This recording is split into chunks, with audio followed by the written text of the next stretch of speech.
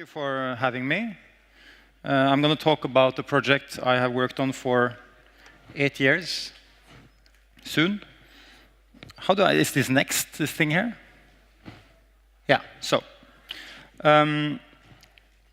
It's an island called Utøya, which has been a very important political island in Norway for the last 50 years. Trotsky wrote one of his more important books there, Flooding Russia. He was living in Norway for a while on his way to Mexico. But also young political activists has used this island as their main think tank, or where they have established or developed new political ideas in Norway for around 50 years, since after the war. That was one of the reasons that terrorists decided to attack this island, because he felt this island was instrumental for creating new socialist ideas for the future. So the images before was from the day before. This is the day after, the 22nd of July, where he killed and shot 69 young campers on the island. It was a very sinister and very shocking experience for Norway as a nation, because we are a quite open and not very violent little country. But we had to understand, and it was very exposed, this tragedy in national and international media. And also it was something the nation all felt. So there was a lot of national mourning for this. This is from a rose not demonstration, but gathering. Everyone felt the need for gathering. We were invited to take part in this project after some discussions with the Labour Party. We had a background as quite political architects. We had traveled around Norway in a red caravan for many years and worked with communities and involvement of young and old. And we had also had a national TV program, which was screened just the spring before this show. So the Labour youth wanted someone young and quite good at communicating, working with them on thinking about what could the future of this island be after this very dark day. So this is from the first visit to the island around 1 month after the massacre.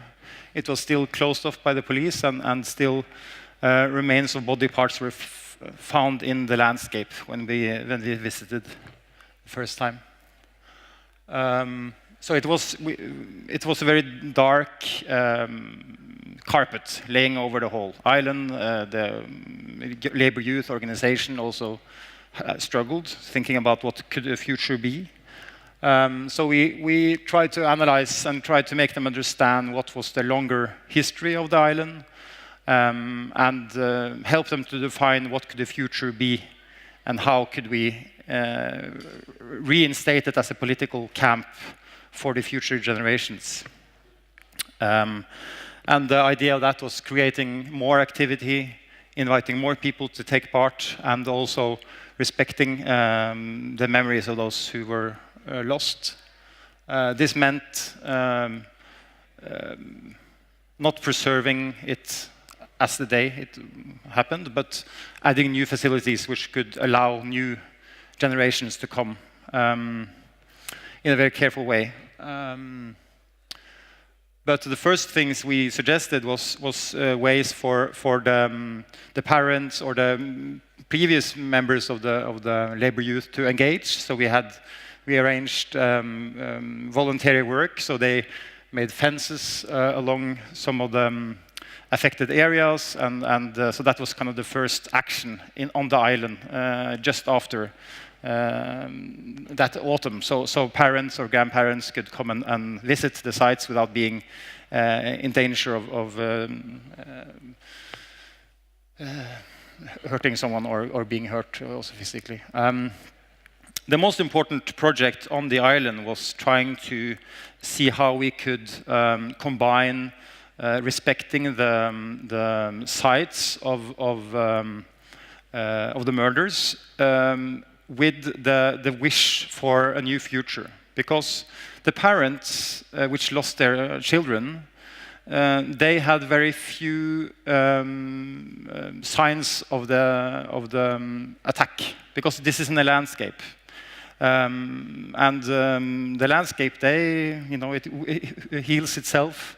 So the only traces were encapsulated within the old cafeteria. The parents wanted us to preserve the building in whole. But the labor youth organization and those 495 which survived the massacre, for them it was a daily reminding them of their survival, and they gave them a lot of bad. It made them feel guilty. So it was a big challenge to unite these. So we sketched this. The whole project was on hold. The parents were saying we will not allow anything to happen, and the labor youth said we will tear down all traces. We'll wipe out the story of this assassin and this terrorist. And then we said that we can resolve this through architecture. So we created this. This mediation. Is this? Yeah. So this is the footprint, kind of the old structure on the building. I think you can actually see. You can see it on this. What was the image? You can see it on the image there. This was the old cafeteria where most of the murders happened. But of course, the parents are not interested in architecture. They're interested in us respecting the places of their beloved ones. So we traced down this with a golden pen, very kind of literal, in the workshop with the parents and also the survivors. And we said, okay, you're not really interested in the architecture. You're interested in these affected parts, which are where all the bullet holes are and which holds the story and which has to carry on. But the building as such is not what is important for you. And they agreed on that. But of course, they wouldn't imagine that possibility that the other building could be taken away. And also for those survivors, these toilets were very important because 19 young children hid in those toilets throughout the massacre. 2 hours they hid inside the cubicles.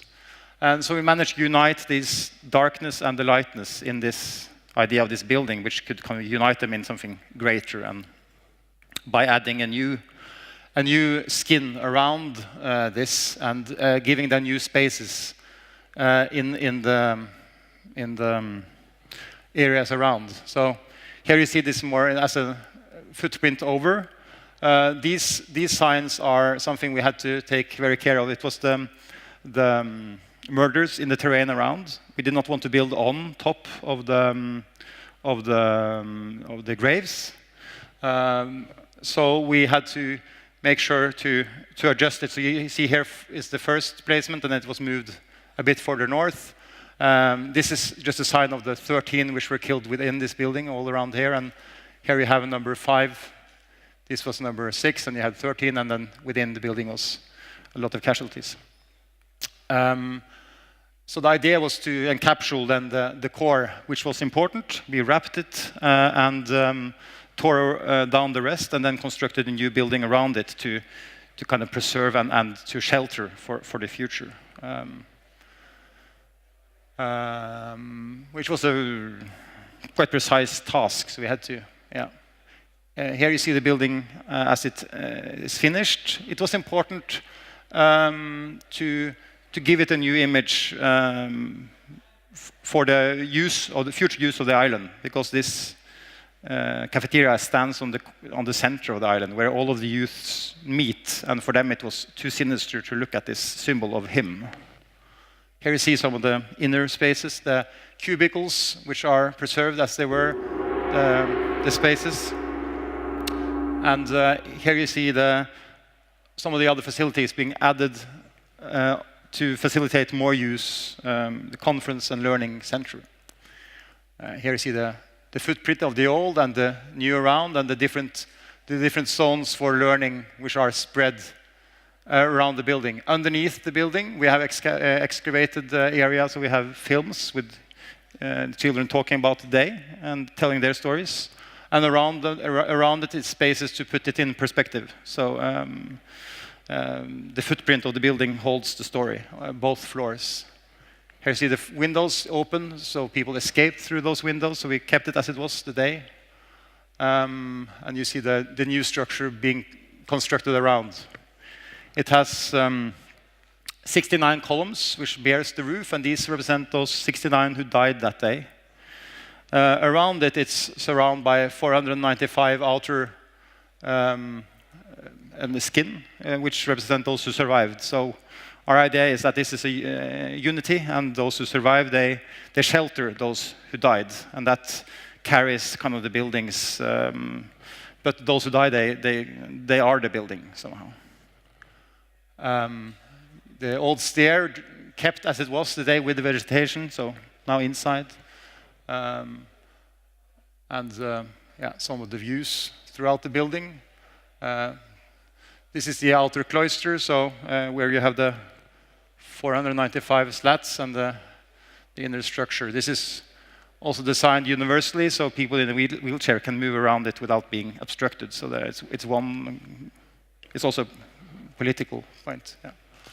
And then this is in use, the first camp, and it has turned the image to something positive for the young children visiting the camp. But also through the rest of the year, it's being used now every day by school children and universities and labor organizations and unions and so on. So from being used maybe 1 or 2 weeks every year, it's now being used almost every day. So it's a big change for the activity of the island, and also we think that the effect has it's a tragedy which turned into something.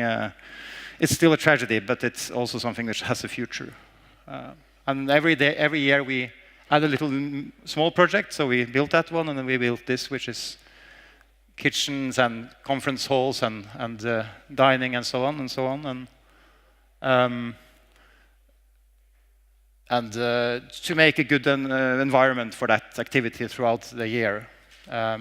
This is the last project, which is a little museum for the story of the island, where we tell the political story within the barn. So it's an ongoing discussion and dialogue with the new labor youth and the island, which constantly evolves. So this was just finished this summer for this summer camp. So it's been a very tough project, but for us it's been very rewarding as well. So thank you for the time.